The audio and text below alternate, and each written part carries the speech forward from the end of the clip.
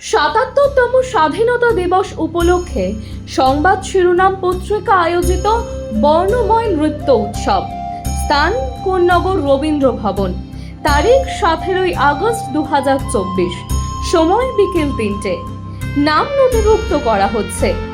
একক, দ্বৈত, দলগত উপস্থাপনার জন্য আগ্রহী নৃত্যশিল্পীরা যোগাযোগ করুন 8770267797 অথবা 9007322922 এই নাম্বারে। ফোন কল ও হোয়াটসঅ্যাপ উভয়ের মাধ্যমে নাম নথিভুক্ত করা হচ্ছে। নমস্কার, আমি শ্রাচি। আপনারা দেখছেন সংবাদ শিরোনাম। তৃতীয় মোদী সরকারের প্রথম পূর্ণাঙ্গ বাজেট ঘোষণা হয়ে গেছে, আর এই বাজেট নিয়েই মিথ্যাচার করছে বিরোধী পক্ষ, এমনটাই বিস্ফোরক মন্তব্য করেছে বিজেপির পক্ষ থেকে। জয়নগর সাংগঠনিক জেলার পক্ষ থেকে এক সাংবাদিক সম্মেলনের আয়োজন করা হয়েছে বারুইপুরের জয়নগর সাংগঠনিক জেলার পার্টি অফিসে। সেইখানেই এই বিজেপি মন্তব্য করেছে যে এই কেন্দ্রীয় সরকারের বাজেট পেশের পরই বিরোধী পক্ষ অর্থাৎ শাসক দল এই নিয়ে কিন্তু মিথ্যাচার শুরু করেছে। সেখানে উঠে এসেছে বিভিন্ন প্রসঙ্গ, যেমন উঠে এসেছে লাখপতি দিদি, আবার কেন্দ্রীয় সরকার গৃহ নির্মাণের বিভিন্ন যোজনার কথা।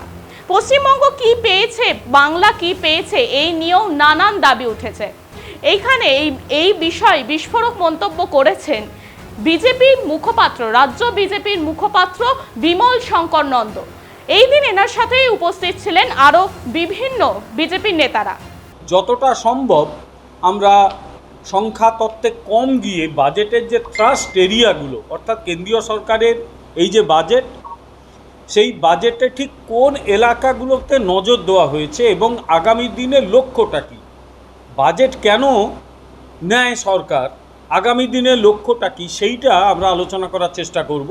হয়তো কিছুটা সংখ্যাতত্ত্ব থাকবে, চেষ্টা করব যাতে তার বাইরে গিয়ে যতটা সম্ভব সরকারের নীতিগুলোকে ব্যাখ্যা বিশ্লেষণ করা, যাতে আপনারা বাজেট সম্পর্কে একটা ধারণা পান। তার সঙ্গে আরেকটা বিষয় শেষের দিকে আলোচনা করব। একটা মিথ্যে প্রচার চলছে যে পশ্চিমবঙ্গ নাকি এই বাজেটে বঞ্চিত হয়েছে, এবং পশ্চিমবঙ্গের যারা সাংসদ গঠনমূলক আলোচনা না করে এই বাজেট সম্পর্কে এমন কিছু বক্তব্য রেখেছেন, তাতে বোঝা যাচ্ছে যে তারা বিষয়টি হয় পড়াশুনো করেননি অথবা ইচ্ছে করে এই বাজেট সম্পর্কে তারা বিভ্রান্তি তৈরি করছেন। আমি বলবো যে এই বাজেট যদি ঠিকমতো রূপায়ণ করতে পারে পশ্চিমবঙ্গ সরকার তার অংশটা, তাহলেই কিন্তু পশ্চিমবঙ্গ একটা নতুন জায়গায় পৌঁছে যেতে পারবে। আরেকটা বিষয়, এই সরকারকে শেষেই আমি আলোচনাটা রাখবো যে এদের কি সত্যি উন্নতির ইচ্ছে আছে?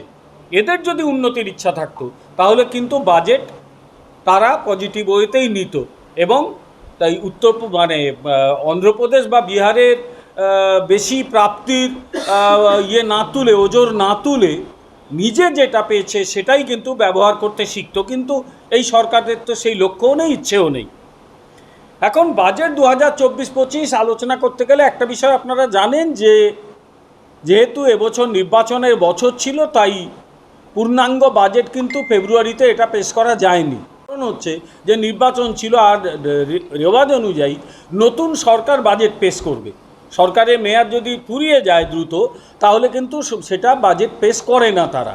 সরকার মানে এই সরকারই থাকবে, কিন্তু সরকারটা তো নতুন, দল থাকতেই পারে কিন্তু সরকারটা তো নতুন সরকার। ফলে নতুন সরকার বাজেট পেশ করবে, তাই পুরনো সরকার সে আর পূর্ণাঙ্গ বাজেট পেশ করে না। সে যেটা করে ভোটার অ্যাকাউন্ট বাজেট, অর্থাৎ সামান্য একটু ইনকাম এবং এক্সপেন্ডিচার দেখিয়ে দেওয়া হয়। সেখানেও কিছু থ্রাস্ট এরিয়া থাকে, কিন্তু মূলত আয় ব্যয়টা বেশি করে দেখানো হয়। আর সরকার নির্বাচিত হওয়ার পর, সরকার গঠন হলে তখন পূর্ণাঙ্গ বাজেট পেশ হয়। তো সেই অনুযায়ী পূর্ণাঙ্গ বাজেট তৃতীয় মোদী সরকারের প্রথম বাজেট যেটা পেশ করলেন নির্মলা সীতারামন, এবং এটাও একটা রেকর্ড। একজন মহিলা হিসেবে কেউ অর্থমন্ত্রী হয়ে এভাবে বাজেট এতদিন পেশ করেনি। আমরা সব রাজনৈতিক দল নারীর ক্ষমতায়নের কথা বলে, কিন্তু নির্মলা সীতারামন পরপর কতবার বাজেট পেশ করলেন? 7বার বাজেট পেশ করলেন। শুধু তাই নয়, এটা একটা রেকর্ড যে কোনো অর্থমন্ত্রী এতবার বাজেট পেশ করেননি। এটা একটা নতুন রেকর্ড ভারতে। বাজেট কি? আপনারা জানেন যে বাজেট হচ্ছে একটা নীতিগত দলিল, যা দেশের কর্মকাণ্ডের মূল যে সুর সেটাকে ঠিক করে দেয়।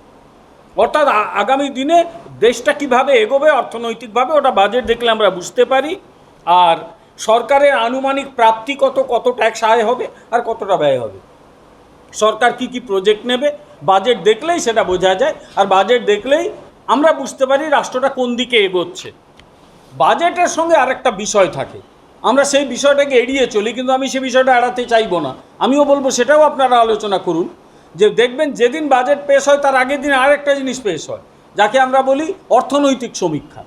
অর্থাৎ আগের বছর যে বাজেটটা পেশ হয়েছিল, সেই বাজেটে এই দেশটার কতটা আর্থিক উন্নতি করা গেল, কতটা অর্জন করতে পারলাম, কতটা পারলাম না, এই আর্থিক সমীক্ষা সেটাও কিন্তু পেশ করা হয়।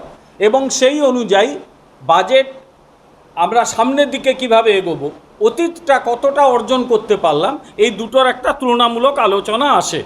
ন্যাচারালি অর্থনৈতিক সমীক্ষা হচ্ছে পূর্ববর্তী বছরের কর্মক্ষমতার মূল্যায়ন, অর্থাৎ এটা একটা বার্ষিক নথি যা আগের বছরের অর্থনীতির অবস্থা পরীক্ষা করা হয় এবং পরবর্তী অর্থ বছরের জন্য একটা দৃষ্টিভঙ্গি পাওয়া যায়। অর্থনৈতিক সমীক্ষাতে আমরা কি পেয়েছি, দেশের অর্থনীতি কোন জায়গায় ছিল, যার ভিত্তিতে বাজেটগুলো হয়েছে। আমাদের রিয়েল জিডিপি গ্রোথ হয়েছে কিন্তু 8.2%। তার আগের বারে অর্থনৈতিক সমীক্ষায় আমরা আশা করেছিলাম 6.5 থেকে 7% পাবো, টপকে গেছি আমরা 8.2% 2023-24-এ। আর 24-25-এ আমরা আবার ওই 6.5 লক্ষ্যমাত্রা রেখেছি, কিন্তু আমরা জানি যে আবার টপকাবো আমরা। অর্থাৎ আমরা যা লক্ষ্যমাত্রা রেখেছিলাম ওটাকে টপকাতে পেরেছি আগের অর্থ বছরে। আরেকটা হচ্ছে যে ভারতের যে অর্থনীতি সেটা কিন্তু আস্তে আস্তে ঘুরে দাঁড়িয়েছে এবং শক্ত ভিত্তির ওপর প্রতিষ্ঠিত হয়েছে। প্যান্ডেমিকের বছরে 2020-21 সালে আমাদের টোটাল যা অর্থ তার একটা বড় অংশ প্যান্ডেমিক মোকাবিলায় দিয়ে দিতে হয়েছিল, ফলে অর্থনৈতিক যে প্রগতি তার উপর একটা বড় প্রভাব পড়েছিল। এখন আমরা দেখেছি 2020 সালের তুলনায় এই 2024 সালের যে জিডিপি 20% বেড়ে গেছে, বাড়াতে পেরেছি। অর্থাৎ প্যান্ডেমিক বা মহামারী অতিমারির প্রভাব কাটিয়ে ভারতীয় অর্থনীতি শক্ত ভিত্তির ওপর দাঁড়িয়েছে। শারদীয়ার অন্যতম আকর্ষণ সংবাদ শিরোনাম প্রকাশিত শারদ সংখ্যা 2024। শারদীয়া 1431 দুর্গাপুজো উপলক্ষে সংবাদ শিরোনাম পত্রিকা আগামী 15ই আশ্বিন 1431 ইংরাজি 2রা অক্টোবর 2024 অর্থাৎ মহালয়ার পূর্ণ লগ্নে শারদ সংখ্যা প্রকাশ করতে চলেছে।